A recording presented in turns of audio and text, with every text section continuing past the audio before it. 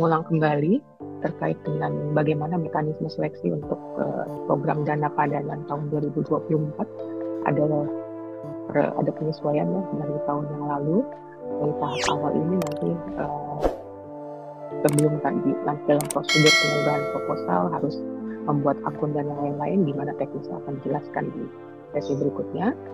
Nah, proposal yang diunggah pada tahap awal ini adalah langsung proposal lengkap, di mana terkait dengan strukturnya itu sudah ada semua di panduan apa saja yang perlu dilengkapi.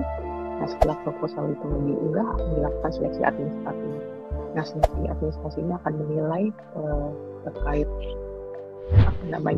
kelengkapan ataupun kesesuaian dengan persyaratan yang ada yang telah ditetapkan, lalu juga terkait dengan legalitas atau keabsahan tanda tangan ataupun materai ataupun hal lain ya yang dipersyaratkan, serta kesesuaian dengan struktur proposal ataupun lampirannya.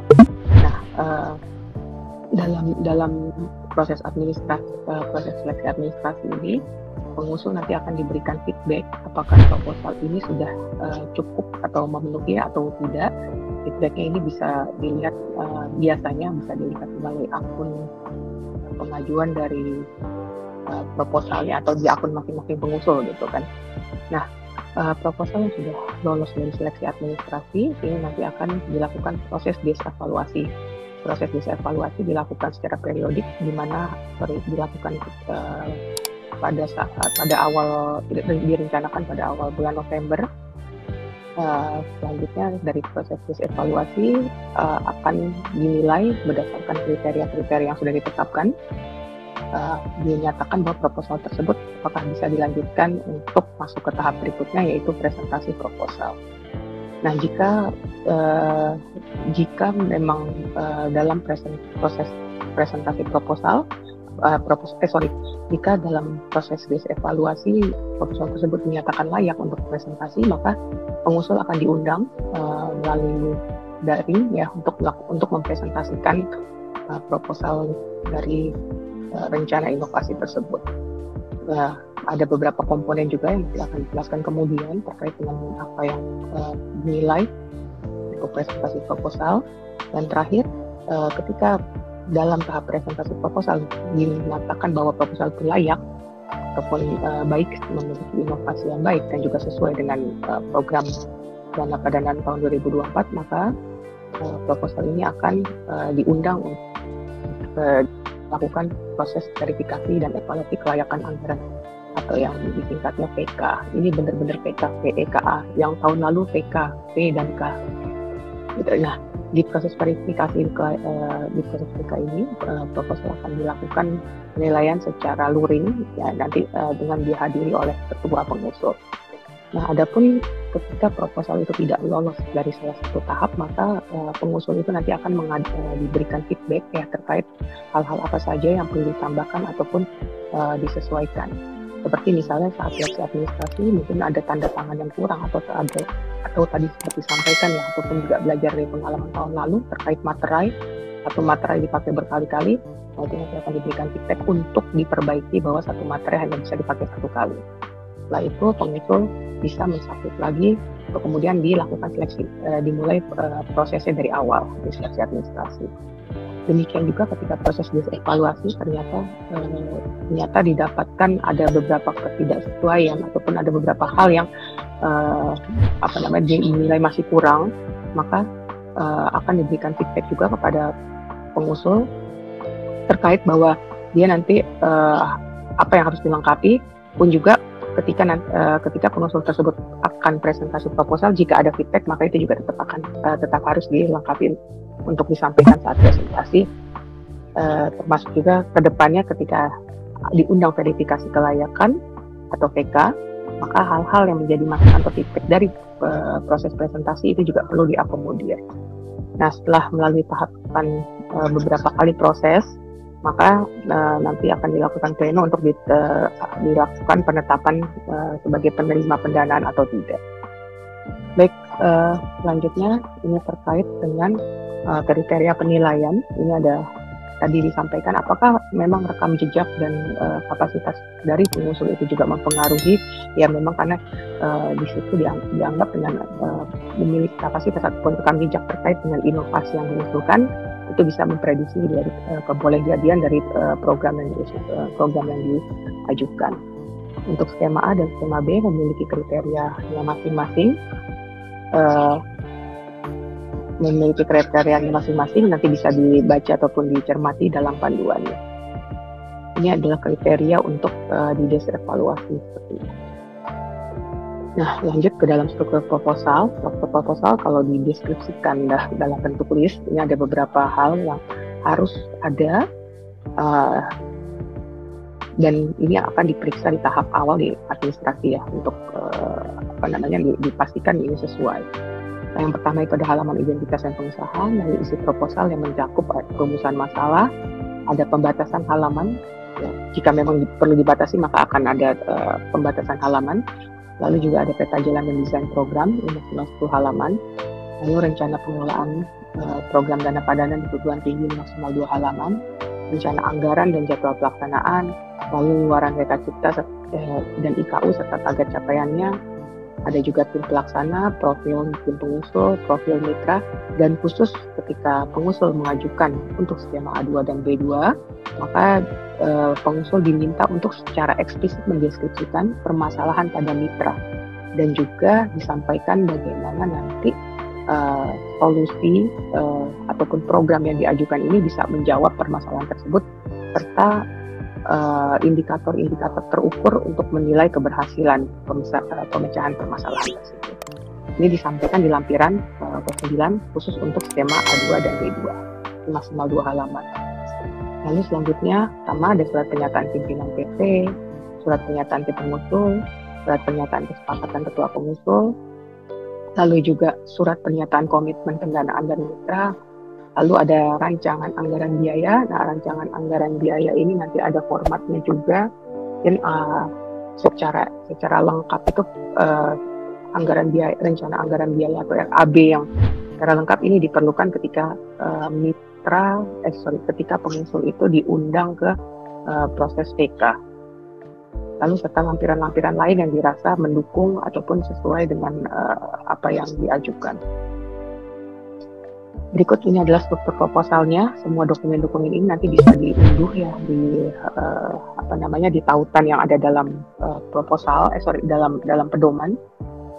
Jadi ini struktur proposal yang perlu dilengkapi. Pastikan bahwa semua ini terisi dan juga terkait dengan tanda tangan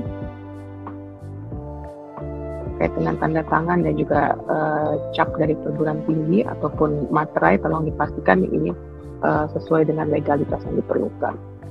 Lalu selanjutnya terkait dengan identitas Reka Cipta. Identitas Reka Cipta diisi sesuai dengan proposal ataupun program yang diajukan. Skemanya apa? Skema selain diisi di proposal, ini juga nanti akan diisi di sistem. Pastikan bahwa apa yang diisi di proposal di sistem dan termasuk juga bagaimana nanti proposalnya dikerjakan itu sesuai. Karena pengalaman beberapa kali ada di skemanya ini dipilih misalnya skema A2 tapi ternyata di sistem pengusul memilih skema A3. Nah ini bisa menjadi kebingungan dan dalam perjalanannya bisa menyebabkan dinamika ataupun kerikil-kerikil yang membuat prosesnya menjadi kurang smooth. Lalu selanjutnya ada durasi pelaksanaan Reka Cipta, ini dinyatakan dalam tahun. Seperti tadi sudah disampaikan bahwa multi years atau tahun jamak itu hanya untuk skema A saja. Dan juga selanjutnya ada dana usulan berapa. Nah, dana usulan untuk proposal yang diajukan untuk tahun tunggal berarti hanya diisi di tahun 2024 saja. Namun untuk proposal yang diajukan atau direncanakan diajukan dalam tahun jamak, maka untuk 2 tahun ke depannya juga tetap harus disampaikan berapa kira-kira dana yang akan diajukan, dan juga termasuk berapa komitmen baik in cash maupun atau komitmen tunai maupun komitmen natura dari mitra. Selanjutnya jumlah dosen yang terlibat dan jumlah mahasiswa yang terlibat, ini nanti semuanya ada, tinggal diisi saja. Selanjutnya adalah terkait dengan mitra jika mitra yang disampaikan sini adalah mitra utama, artinya jika pengusul memiliki atau bermitra dengan dua mitra. Nah, ini yang pastikan mitra utamanya ini yang tertulis di sini.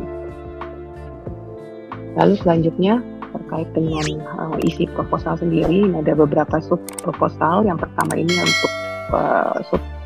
untuk perumusan masalah dan urgensi, ini dibatasi maksimal 1 halaman, dan pastikan juga terkait dengan font yang akan digunakan, nanti boleh dicek kembali di fontnya diminta untuk menggunakan font apa, dengan ukuran seperti apa, dan juga termasuk spasi, karena ukurannya di sini adalah halaman, jadi diharapkan kepatuhan terhadap penggunaan font, ukuran, baik bentuk, baik jenis maupun ukuran maupun spasi itu juga dipatuhi. Lalu selanjutnya ini menjelaskan tentang peta jalan.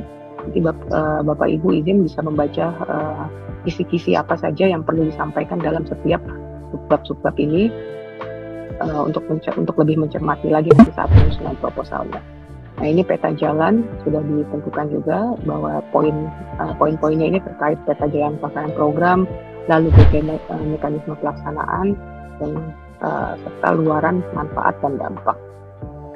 Selanjutnya juga perlu disampaikan tadi peta jalan ini maksimal 10 halaman.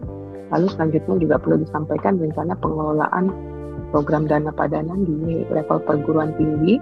Nah, ini biasanya kalau satu perguruan tinggi mengusulkan banyak program, ini mungkin bisa saling berbagi ya antara pengusul satu dengan pengusul lain, atau karena pengelolaannya itu kan pasti sama, berada dalam satu payung yang sama. Nah, ini disampaikan dalam proposal maksimal sebanyak 2 halaman. Selanjutnya ada komponen rencana anggaran dan jadwal pelaksanaan. Rencana anggaran ini berupa rekapitulasi saja secara tidak detail. Jadi yang diunggah awalnya tidak detail. Pastikan jika memang mengusul pada skema A mengusulkan untuk tahun jamak, maka besaran kolom ini semua diisi untuk tahun 2024, 2025 maupun 2026. Tapi kalau hanya mengusulkan untuk tahun tunggal, ya untuk tahun ini saja single year, maka yang perlu diisi adalah yang untuk tahun 2024. Ini untuk semua skema eligible untuk single year, tapi untuk multi year atau tahun jamak hanya skema A yang eligible. Oh ya, sedikit menarik ke belakang tadi, sampaikan juga kalau memang ternyata rencananya adalah tahun jamak, maka di peta jalan juga disampaikan termasuk mekanisme secara gambaran umum atau gambaran besar bagaimana nanti program tahun jamak ini bisa menghasilkan luaran-luaran antara selain juga luaran utama yang di akhirnya.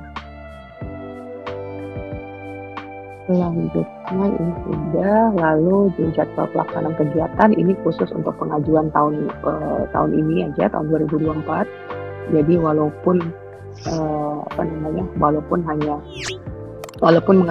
mengajukan dalam tahun jamak, tapi tetap yang disampaikan adalah yang untuk tahun 2024. Selanjutnya untuk luaran reka cipta dan IKU serta target capaian ini juga untuk tahun 2024 saja, walaupun diajukan ke tahun jamak. Lalu tim pengusul dilengkapi nanti juga termasuk yang paling penting adalah posisi bidang keahlian dan uraian tugas ini harus bisa terdefinisikan, bisa terdeskripsikan dengan jelas, karena nanti merupakan dianggap menjadi salah satu parameter atau salah satu indikator atau salah satu anteseden untuk menilai atau memprediksi kebolehjadian program ini. Misalnya mau membuat satu program rekrutmen misalnya ya, rekrutmen ataupun program seleksi dengan sistem dengan implementasi teknologi.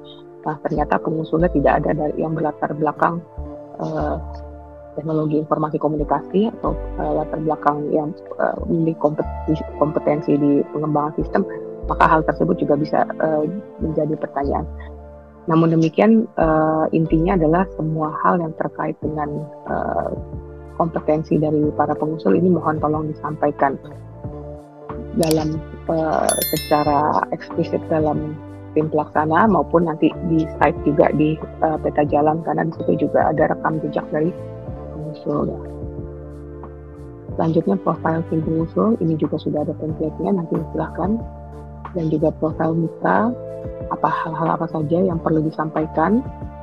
Selanjutnya ini khusus yang tadi disampaikan, khusus untuk pengusul yang mengajukan di skema A2 maupun B2, ini terkait dengan deskripsi permasalahan mitra, karena sejatinya skema A2 dan B2 itu memang kan merupakan upaya pemanfaatan atau ya hilirisasi dari kepakaran pengusul untuk dapat menyelesaikan permasalahan mitra.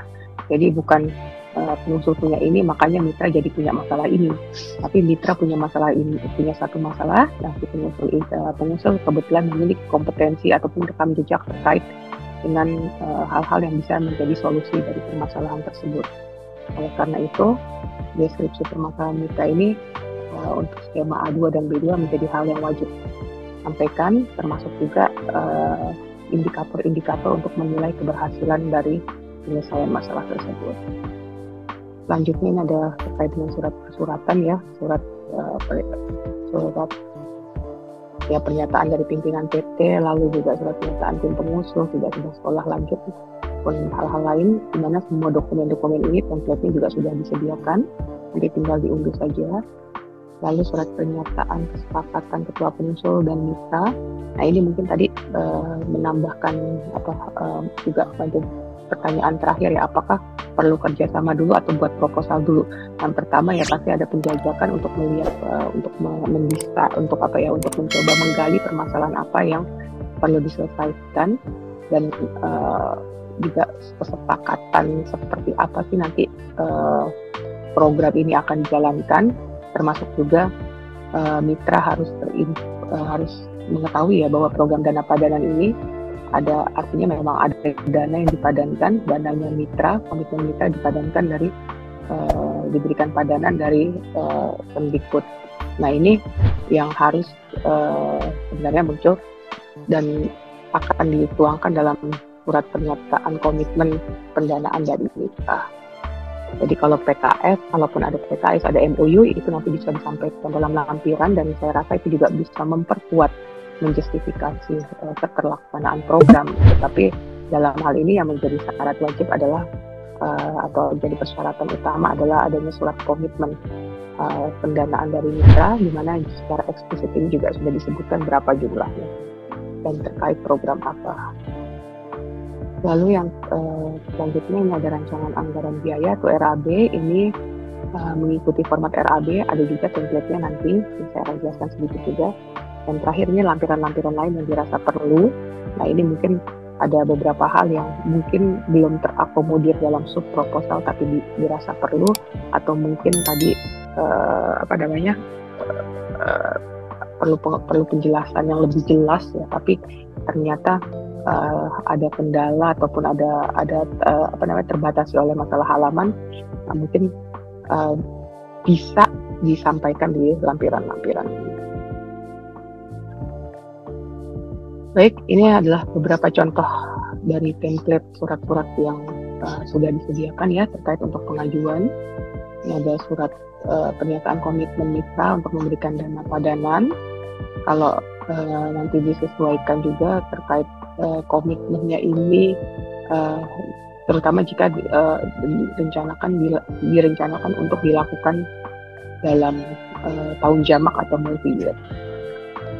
Itu harus di-state juga berapa komitmen untuk tahun-tahun ke depannya. Dan itu diharuskan itu lebih besar proporsi investnya dibanding tahun pertama. Tahun pertama maupun tahun kedua. Selanjutnya ini adalah surat pernyataan ketua pengusul tidak akan pindah home base. Ini ini khusus untuk ketuanya ya, artinya kembali lagi bahwa dana padanan ini kan sebenarnya bagaimana memanfaatkan penghilirisasi ke kompetensi ataupun keahlian dari pengusul untuk menyelesaikan permasalahan mitra atau menghilirisasi ataupun melakukan komersialisasi. Ya artinya di sini memang peran pengusul, peran ketua pengusul ini menjadi hal yang kesesuaian bidang pengusul dengan program yang diajukan menjadi satu hal penting yang perlu dipastikan lagi. Jadi kalau pindah home base atau apalagi terkait dengan nanti pindah menjadi ke dari akademik ke vokasi misalnya, ini juga menjadi hal yang tidak diharapkan atau tidak dibolehkan dalam MF tahun 2024. Selanjutnya, surat pernyataan tidak sedang studi lanjut atau tidak berafiliasi dengan mitra ini harus ditandatangani oleh baik ketua maupun anggota, harus dibuat untuk ketua dan anggota, dan pastikan di sini ada materai, jangan satu materai dipakai untuk berulang kali, karena yang halus seperti itu anggotanya 8, materainya 1 dipakai 8 kali, yang ada dikembalikan saat proses seleksi administrasi. Ini terkait format biodata pengusul, diisi seperti yang sudah disiapkan kolom-kolomnya. Lalu juga formulir profil mitra dan Dudi, profil mitra jika ini Dudi, dan ini ketika mitranya itu pemerintah atau lembaga lainnya. Jadi nanti dipastikan silakan mana yang menjadi mitra Bapak Ibu semua. Selanjutnya ada lembar pernyataan kesepakatan pengusul dan mitra untuk melakukan kerjasama. Ini dibuat rangkap 2. Yang satu lembar pertama materainya di pengusul, dan lembar kedua ini materainya di mitra. Dan ini nanti dua-duanya diunggah, disampaikan dalam proposal, jadikan satu. Baik, selanjutnya ini adalah rencana anggaran biaya. Ini sudah ada template-nya, nanti ini ada lembar validasi. Nah, ini mohon Bapak Ibu tidak mengubah formulasi-formulasi yang ada di sini ya, ataupun nanti isian-isiannya juga template-nya, karena nanti konsekuensinya adalah harus men-setup ulang formulasi-formulasi ataupun karena nanti RAB inilah yang akan diunggah ke sistem. Lalu untuk ini adalah halaman awalnya ya, ada identitas segala macam, dan juga ada rekapitulasi dari berapa total untuk setiap kos komponen. Lalu selanjutnya di slide berikutnya ini terkait kos komponen honorarium tenaga peneliti atau pakar. Ini tadi sudah disampaikan bahwa di honorarium ini tidak bisa diajukan ke dalam dana padanan atau tidak bisa diajukan untuk diberikan dari dana padanan gitu ya, tapi bisa disediakan oleh mitra ataupun perguruan tinggi. Dan ini pengisiannya nanti tolong harap diperhatikan, terutama di kolom unit dan satuan dan jumlah. Ini nanti diisi sesuai dengan ketentuan yang ada di PMK nomor 49 tahun 2023, termasuk juga harga satuannya. Ini lalu peralatan pendukung, selanjutnya sama juga peralatan pendukung terkait langsung dengan kegiatan. Terus selanjutnya bahan prototype, intinya nanti dalam mengisinya tolong disampaikan sesuai lah dengan jangan misalnya satuannya kan biasanya kadang-kadang ada orang bulan atau orang hari ya, OH, OJ, dan narasumber kan biasanya OJ.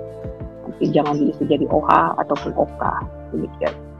Nanti dibaca, minta untuk dicermati lagi panduan dan juga dengan peraturannya di PMK nomor 49. Di komponen lain, pendampingan alih teknologi, sepertinya semuanya sama, cuma nanti Bapak Ibu harus mengisikan di sheet Excel di mana komponen biaya tersebut harusnya berada. Juga survei, dan perhatikan juga eligibilitas kos komponen tersebut terhadap tema yang Bapak Ibu ajukan. Nah, ini juga haki ini dibiayai ad-cost sesuai dengan biaya yang ditetapkan oleh DJKI. Ini untuk biaya per jabin, ini semua sudah ada. Ini bantuan insentif mahasiswa, nanti dibaca lagi aturannya, yang lalu maksimal itu yang boleh dibiayai itu 5 mahasiswa. Dan 1 mahasiswa jika dia melakukan kegiatannya di luar kota maka dibiayai 1,2 juta, kalau di dalam kota 750.000.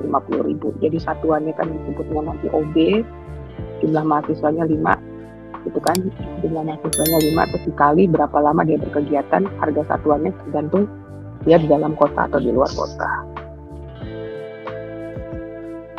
Lalu biaya skala produksi terbatas, biaya pengelolaan MF tadi disampaikan maksimal adalah 5% dari total anggaran yang diajukan ke dana padanan.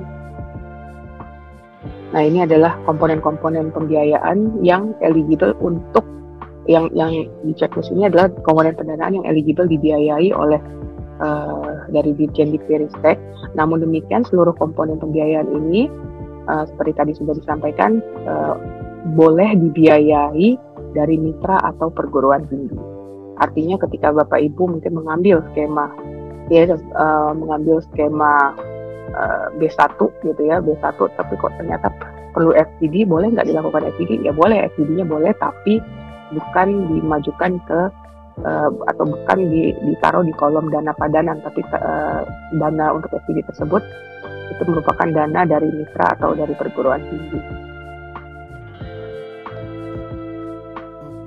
Ini nanti monggo silakan dicermati.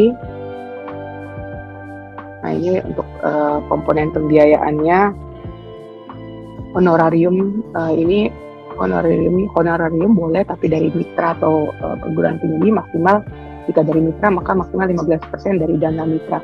Dan honorarium ini biasanya berbentuk komitmennya, termasuknya adalah komitmen in cash, bukan in kind, karena dibayarkan di luar dari apa yang sudah atau natural research dari si mitranya. Lalu peralatan pendukung, bahan prototype, untuk juga proses pendampingan alih teknologi, lalu juga di diskusi, survei, biaya pengujian produk, pendaftaran haki, terjadin, insentif, biaya produksi skala terbatas, dan pengelolaan program. Nah, terkait dengan eligibilitas, apakah yang dimaksud dengan biaya survei, apakah yang dimaksud dengan biaya insentif mahasiswa, dan bagaimana ketentuannya, semua ini sudah ada di dalam buku pedoman keuangan yang dikeluarkan bersamaan juga dengan panduan dari program dana padanan tahun 2024. Nah, ini selanjutnya terkait dengan proporsi dana mitra dengan dana Diktiristek minimal 1:1, di mana dana mitra ya minimal 1:1 atau boleh lebih besar dari dana yang diajukan ke PDP ini. Dan persentase dan dari total dana yang diajukan, persentase pendanaan in cash-nya dari mitra itu paling sedikit adalah sebesar 25% dari total dana yang diajukan ke Diktinya, bukan dari total komitmen mitranya. Ini terkait dengan apa yang dimaksud dana in cash dan in kind, dan termasuk juga evaluasinya, di mana dana in cash merupakan kontribusi yang diberikan oleh mitra dalam bentuk dana tunai untuk honorarium tim peneliti di luar tim mitra, atau pengadaan barang jasa baru, atau biaya lainnya untuk pelaksanaan program secara langsung. Dalam hal pengadaan barang ini nanti mohon diingatkan lagi, dicermati lagi Bapak Ibu, jika ada pengadaan barang dan itu berasal dari in cash mitra, maka barang itu bukan menjadi aset mitra, tapi diserahkan atau dikelola diberikan ke perguruan tinggi.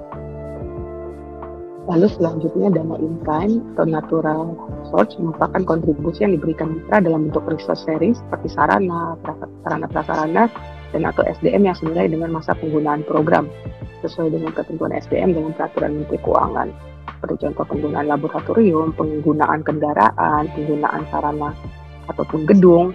Nah, itu bisa disampaikan sebagai dana natura atau dana in kind, namun harus dicermati juga terkait dengan valuasinya, bukan dihargai sebagai harga beli, tapi harga sewa ataupun pakai, dan ada perhitungannya juga sesuai dengan ketentuan yang berlaku. Ini adalah contoh-contoh dari bentuk tunai. Ini untuk dana tunai, dan yang diberikan tunai pelaksanaan program, valuasinya ya sebesar dana yang diberikan. Lalu untuk pengadaan barang, dana yang digunakan untuk pembelian peralatan atau digunakan untuk pelaksanaan program. Ini sekali lagi kalau ini digunakan untuk pengadaan atau pembelian barang, maka barang atau aset tersebut bukan menjadi milik mitra, tapi itu akan diserahkan ke perguruan tinggi. Dan ini valuasinya adalah senilai dari harga peralatan barang tersebut. Selanjutnya, dana pengadaan jasa ini digunakan untuk pembangunan ruang atau gedung baru yang berlokasi di PT, honorarium tenaga ahli, kegiatan yang non mitra, bisa juga honorarium tim peneliti non mitra, atau biaya jasa analisis atau jasa sejenisnya. Dan valuasinya ini senilai biaya yang dikeluarkan. Lalu bentuk biaya lainnya untuk pelaksanaan program secara langsung, untuk honorarium tim pelaksana atau peneliti perguruan tinggi, insentif mahasiswa selama kegiatan. Karena tadi insentif mahasiswa yang bisa diberikan itu hanya untuk 5 mahasiswa, mungkin kalau itu lebih bisa dijadikan sebagai komitmen atau bisa dibiayai oleh mitra ataupun perguruan tinggi. Lalu juga pembelian bahan habis pakai untuk pelaksanaan program, konsumsi pembuatan program, paket meeting ataupun perjalanan untuk koordinasi pelaksanaan PBP. Lalu biaya pengujian, perizinan, sertifikasi, artinya sebenarnya komponen-komponen ini semuanya bisa dibiayai dari Inkes Mitra. Dan valuasinya juga sesuai dengan besaran dana yang dikeluarkan. Namun nanti pastikan juga bahwa biaya tersebut ini sesuai dengan acuan PMK ataupun dengan SPN yang berlaku. Dan ini mungkin yang agak sedikit challenging ya terkait dengan valuasi in kind atau natura. Misalnya ada bentuk pengadaan barang, ini adalah digunakan untuk pembelian peralatan yang merupakan investasi untuk mitra, tapi juga digunakan dimanfaatkan untuk pelaksanaan program. Nah, kalau in kind seperti ini, berarti nanti aset atau barangnya yang diadakan ini menjadi milik mitra, tapi valuasinya tidak sebesar harga pembeliannya. Jadi senilai biaya penggunaan peralatan, misalnya membeli satu mesin pengolahan gitu ya, satu mesin untuk mengolah, tapi nanti pembelian itu bisa dianggap sebagai in kind, di mana nanti mesinnya ini nanti akan menjadi milik mitra, namun in kind-nya ini tidak bisa divaluasi seharga mesin tersebut. Artinya kalau misalnya mesinnya 100 juta, tapi ya udah dalam pelaksanaannya hanya dipakai sekitar 6 bulan, berarti nanti valuasinya itu ya seharga penggunaan mesin tersebut selama 6 bulan, bukan 100 jutanya. Dan itu sangat mungkin nilainya lebih kecil dari harga pembeliannya. Lalu selanjutnya bentuk in-kind lain bisa berupa penggunaan fasilitas sarana dan prasarana. Ini penggunaan sama valuasinya bukan senilai biaya investasi sarana prasarana, bukan sebesar harga gedungnya, bukan sebesar harga tanahnya seperti itu, tapi disetarakan dengan nilai penggunaannya, istilahnya kayak seperti sewanya berapa. Lalu juga untuk pengadaan jasa, ini bisa digunakan untuk narasumber berasal dari mitra, tenaga ahli yang berasal dari mitra, jasa lainnya berasal lain dari mitra. Misalnya yang ada mitra yang berkompeten untuk menjadi narasumber dalam satu kegiatan. Nah ini honor untuk narasumber yang dari mitra tersebut ini dianggap sebagai in-kind, bukan in-cash. Nah ini valuasinya senilai jam kerja yang dialokasikan, tapi tetap juga dilihat kesesuaiannya dengan PMK nomor 49, termasuk juga dipastikan kewajaran waktu yang dialokasikan. Selain itu ada kendaraan, bentuk-bentuk lain bisa kendaraan, lahan, peralatan ataupun fasilitas produksi, semuanya sekali lagi valuasinya bukan merupakan harga beli ataupun harga pengadaan total dari aset tersebut ya, tapi lebih ke arah dihitung berapa lama aset tersebut digunakan dalam program ini. Demikian mungkin sekilas yang bisa saya sampaikan. Terima kasih Bapak Ibu, saya kembalikan ke Mbak Lali.